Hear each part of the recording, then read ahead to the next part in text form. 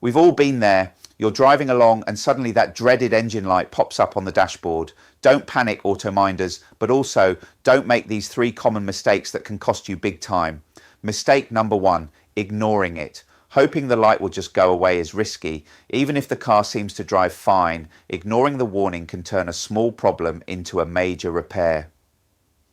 Mistake number 2, rushing to replace parts. Too often, garages jump straight to swapping out expensive sensors or components without proper investigation, and drivers get left with a big bill, sometimes for parts that weren't even the problem. Mistake number 3, relying only on Google or guesswork. Typing a fault code into a search bar or asking on a forum. Honestly, you've got a 50-50 chance of getting the right answer. Not ideal when your safety and money are on the line. So what's the right move? Run an AutoMind diagnostic. In just a few minutes, AutoMind tells you what the fault codes mean in plain English, if it's safe to keep driving, and even what your mechanic should check or do next. That way, you know what's really going on before you make a decision. No ignoring, no unnecessary parts, and no relying on guesswork.